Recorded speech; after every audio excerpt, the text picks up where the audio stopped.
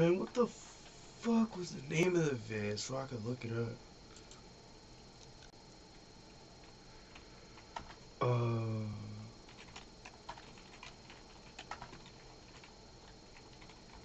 Give us this. This one right here. That's this one too. Oh my god. Welcome back to the channel. Welcome back to another reaction video. This is all early hidden signs of Smoke and Ryders' betrayal in GTA San Andreas. Now, like I said in my last reaction video to the GTA San Andreas theories or whatever, GTA theories in general, y'all know how I get down. I love this shit. It's my shit. And with that being said, like, comment, sub, turn on post notifications, do all that YouTube stuff, and follow me on Twitch, man.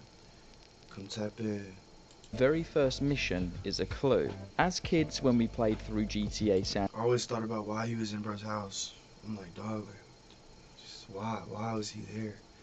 Just don't make sense. Why he would be in someone's house that's not his. San Andreas for the very first time, so many of us missed some of Rockstar's secret clues that Big Smoke and Ryder were going to betray CJ. What's the very first thing that happens when you start a new story in GTA San Andreas? Well, Crash Officers Tenpenny, Officer Hernandez, and Officer Pulaski know that CJ is in a taxi headed to Grove.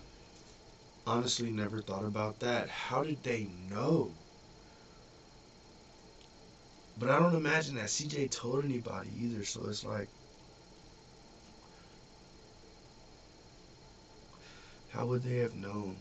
Grove Street from the airport, and upon seeing the taxi just outside the neighborhood, the Crash officers pull him over and detain him before he can make it home. You haven't forgotten about us, have you, boy? Hell no, Officer Tenpenny. I was just wondering what took y'all so long. Get in the car. First of all, did you ever stop and wonder how exactly they knew he would be coming home in this exact taxi at this exact time so that they could intercept him? In my opinion, this means they had to have been tipped off as to where CJ would be. Secondly, however, the Crash officers then drop CJ off in baller territory, of which then CJ uses a BMX to cycle home. I think this was intentional as well, and let me explain why. When CJ arrives home, Big Smoke can be found inside the house. Now this is weird for a few reasons, but the main one is that Ryder, Sweet and Kendall are already at the funeral of Beverly Johnson. So why isn't Smoke with them? Either he feels guilty, or he purposely is waiting at the household for a reason. While Rockstar never fully explained what happened here, it's possible that Smoke was purposely waiting for CJ to come home and to look trustworthy defending the house, so that he could then take him himself to the funeral and ensure that CJ was present and a potential target at the funeral when it was then later ambushed. Nah, I'm about to say, cause niggas did spin that bitch, so it's like, damn. Cause it's like you could say that they was, you know, just driving past, seeing Sweet car, and it was like, that's done. But it's also likely now that Ryder or Smoke dropped the location to the funeral, so they could kill CJ and Sweet at the same time, and Kendall. And then that would have been the end of the Johnson family in Grove, and Smoke and Ryder could have just went on selling crack how they wanted to. By Ballers, which I believe Big Smoke knew was going to happen. One theory suggests that Big Smoke was inside CJ's house waiting for Sweet to return home so that he could kill him. However, if this was the case, wouldn't Big Smoke be waiting inside of Sweet's house instead? Debatable, but most likely. One thing we can say for certain though is that this mission has really good foreshadowing written into it. Big Smoke carelessly tosses the baseball bat onto the table, which in turn smashes the picture of CJ's mum, which foreshadows that through his actions or something to do with him, had something to do with Beverly Johnson's death. So, in my opinion, I think the Crash officers knew that Big Smoke was in the house, and they dropped CJ off far away from home in order to stall for time. Listen to me, son. I don't give a fuck about you. I don't give a fuck about your principles. I don't give a fuck about your friends. Now you got paid. You took the money. I'm trying to set you up for life here, boy, and you're an addict. You're no use to me at all. To be honest, bro, I should have watched more of the cutscenes. I shouldn't have watched enough of the cutscenes, I'm not gonna lie. Oh, boy, maybe I should kill you instead. Eddie, organize a hit squad. Not a problem. You hear that? You feeling me here? You about to wake up with your head 50 feet away from your body, son. Do what we agreed. This week. All good, pal? Yeah, all good. So is he gonna do it? Didn't I say it's all good? Knew that fat fuck would see it our way. Yeah, always do once they understand the choices we're offering. Obviously, we know that the Ballers failed to kill Sweet during the Green Saber shooting, so it would make sense that Big Smoke is waiting for Sweet to return home, but the fact that he's only armed with a baseball bat doesn't really add up. Ryders' dark secrets. So in the mission Ryder, at this point in the game, it's yet to be revealed how much Ryder is actually struggling, and I'll explain to you what I mean. I knew how much Ryder was struggling when he decides to rob the pizza shop, like for the third or fourth time. By that. So for now, to CJ, that Ryder is basically just lets you another know the homie vibes for loyal me. to the Grove Street families. However, a super low-key hint about Ryder's true struggles are about to take place, because during this very first mission, Ryder refuses to get up and greet CJ with a hug. Yeah, it's good to see you back. No homie love? No hug? Oh, for sure, my nigga, my bad. What's cracking with you? Hey, man, what you strapped for? He's far more focused on cleaning his weapon and smoking PCP. So during this mission, Bro, that nigga said that shit like they don't gangbang. What the fuck you think they got a gun for, gang? What you want? Are you dumb, stupid, or slow, bro? I don't understand. Ryder has CJ go to get a haircut, I didn't and then think about him later asking makes an that excuse that he's looking too skinny from the East Coast and tells him to go into the pizza parlor to get some food to gain some weight. Earlier on in the mission, he says something about the pizza parlor painting over their hitter, painting over their graffiti that they keep leaving, which has obviously annoyed Ryder.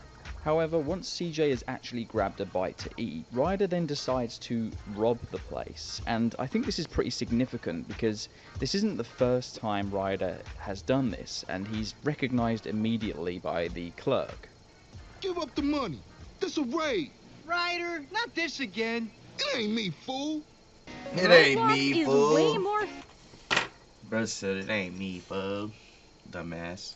So why is Ryder Stupid robbing mob. this Like, what are place? you- And it's not clearly me, this isn't fool. his first time he's done this.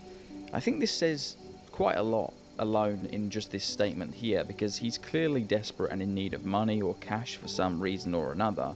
And I think the clue lies within Ryder's backyard, as it's then revealed in the next few missions that he can be seen digging holes in his backyard in Home Invasion and other missions. Damn, where the fuck I put it, man? Put what, nigga? Man, the fucking water. Need a little something before I go deal with things. What things, fool?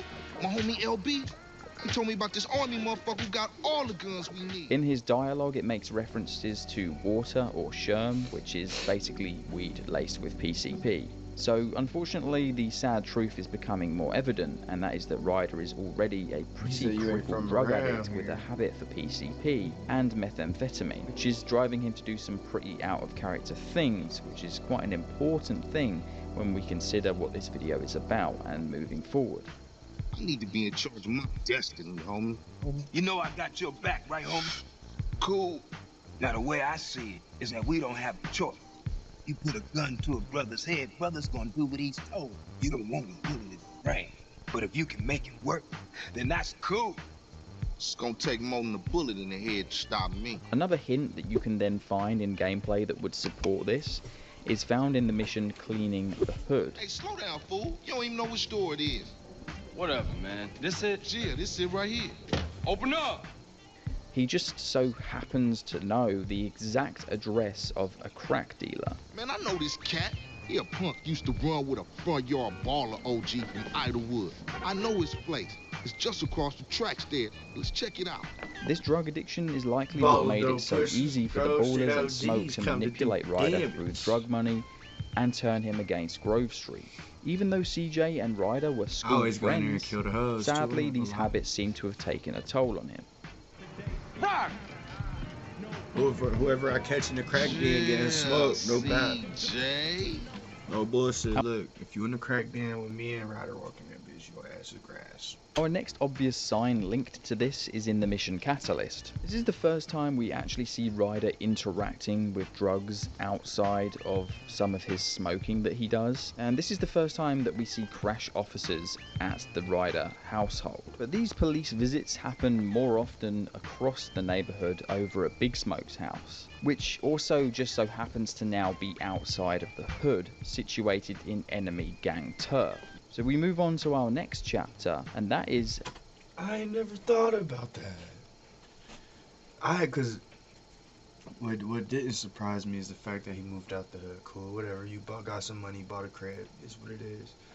But I ain't never thought about the fact that it is directly in the middle of the ops hood. Big Smoke's suspicion. So this is a pretty big one in my opinion. Big Smoke claims that his aunt left him some money and that's why he decided to move out. But the real reason why Big Smoke has moved out of Grove Street is so that he can continue his shady deals and meet up with crash officers outside of the prying eyes of the Grove Street family members. He then uses his aunt and her money as a smoke screen, but that doesn't really help considering every time CJ arrives randomly to Big Smoke's house, crash officers seem to be there quite frequently. And in many of these instances, Big Smoke just stands there and doesn't really do anything. When he's asked about it, he just completely shrugs it off completely. What was that all about, baby? You tell me. Oh, hell, man. They got their nose in everything. Can't shit without Tenpenny taking an interest. The hell with him. Yeah, I guess. What's really up? Ain't thinking of taking a little ride. This is where I really want to mention something that was actually cut from the game, which would have been a huge clue early on. This would have taken place in the mission Running Dog. And in this mission, Big Smoke takes us to go and meet some Vargos. YouTube Premium is ad-free YouTube and video downloads. So Weed. Once CJ catches on that this is what he means, he kind of just shrugs it off as smoke being smoke. But once you actually eliminate the Vargo member that you are instructed to chase after in this mission, it immediately ends, which is pretty abrupt given that CJ doesn't return to Big Smoke. It was kind of weird that this mission ends so abruptly. Well, there's actually a beta version of this mission where you actually have to return to Big Smoke's vehicle and drive him back to his house. And during this dialogue, something really interesting happens. Okay, say Smoke, what's going on with you and Tenpenny? Who? Tenpenny. Man, I ain't never heard of him. I saw him leaving your apartment. Oh, is that his name? Yeah, you know it is. Man, it ain't nothing. He a bust. Like to give people a hard time. You know that, Carl. But you know me. It takes more than a fool like him to bug me out. So I can see why Rockstar Games decided to cut this from the final game, because that was far too obvious in my opinion. Even though crash officers and Tenpenny are obviously well known by Big Smoke, and just being seen at his house, he pretends to not know who they are. And I think this would have been damning evidence to the point where it was blatantly obvious that Big Smoke was a traitor, so I kind of get why they cut that from the game.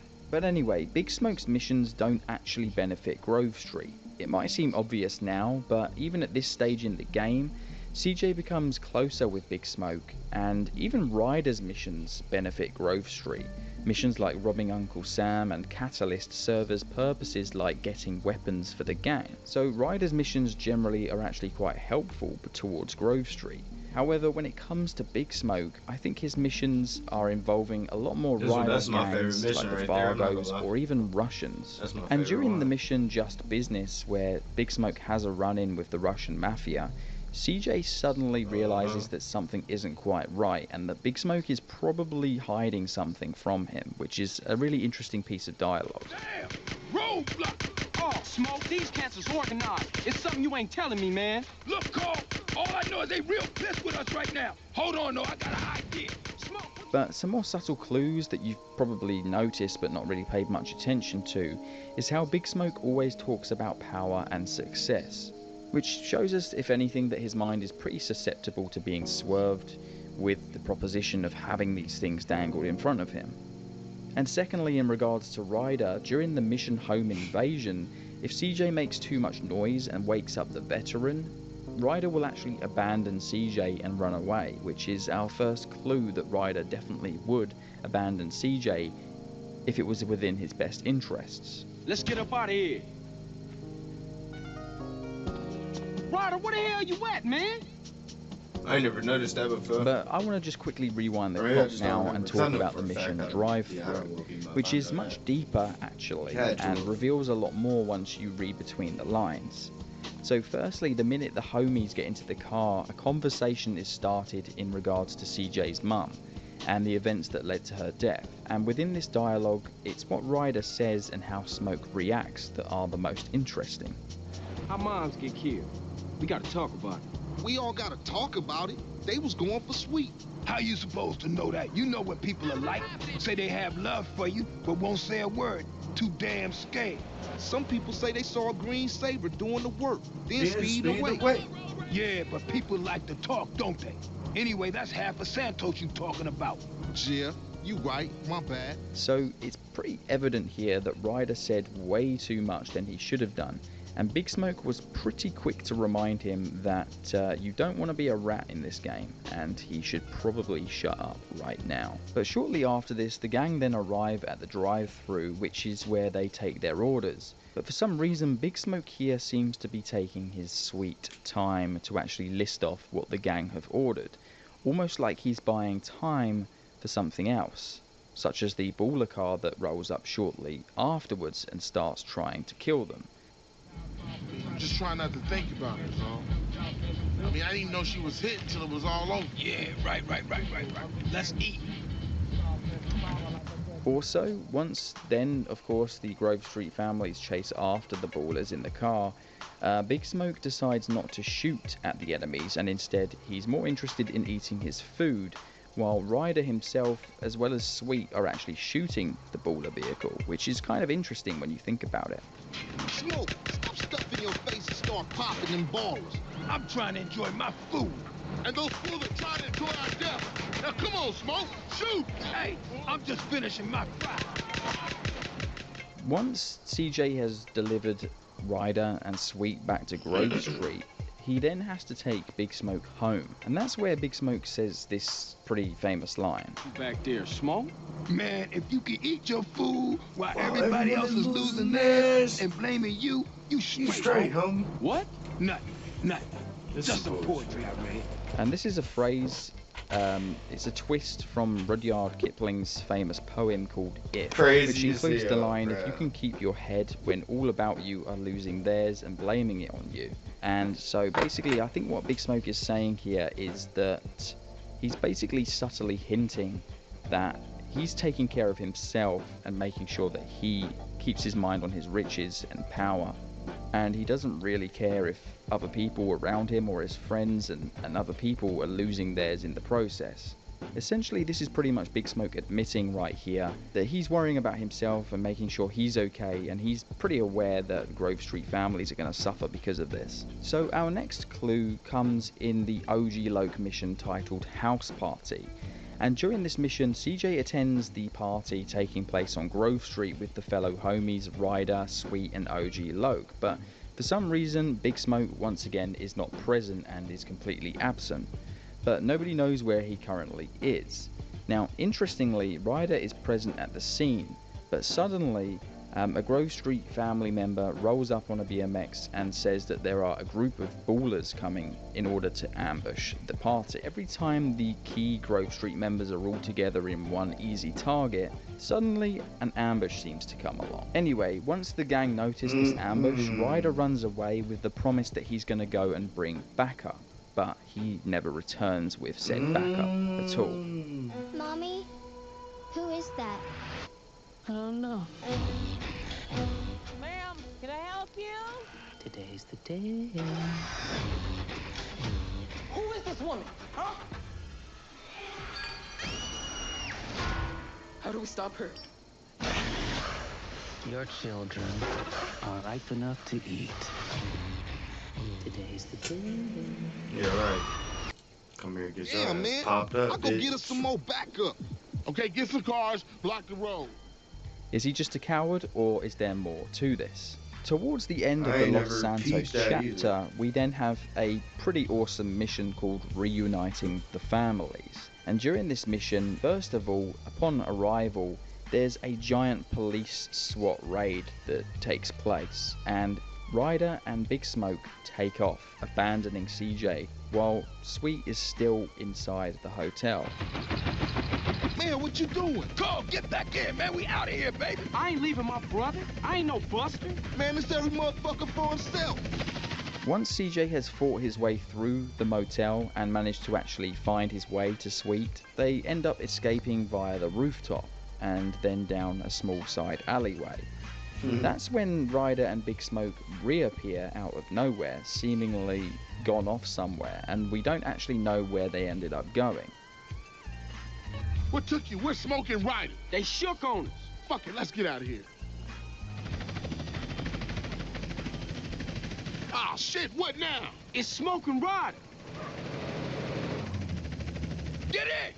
But one thing I will say is that the body language here is quite interesting, because for some reason Ryder seems to tap Big Smoke and nod at him, and the game never really explains why this takes place. To me, it's sort of like one of those subtle things where Big Smoke and Ryder have just gone off somewhere and obviously done something, and it was most likely something dodgy. This would be the last mission in GTA San Andreas before we get the mission Green Saber, where CJ finally reveals and discovers what exactly is going on, and discovers that Ryder and Big Smoke are working with the Crash officers. What the fuck? Oh, no. He was working with crashes or ops though, like. Look at that ride. And then there was nigga, like That's the literally motherfucking everybody, Green bro. Saber. From here, Smoking it Ryder wouldn't be was the until ops, gang. photo opportunity that we see Ryder again, and we don't actually see Big Smoke until the very ending of the game, although we do hear from him and hear things about him. And about 97% of people watching my videos aren't subscribed, so if you've made it this far in the video, you've done that for a reason, because you probably kind of enjoyed today's video. So please do consider subscribing, and I'll see you guys in a future video. Pi.org is going. I'm about to say, bro, the shit was obvious, gang. Shit was over with.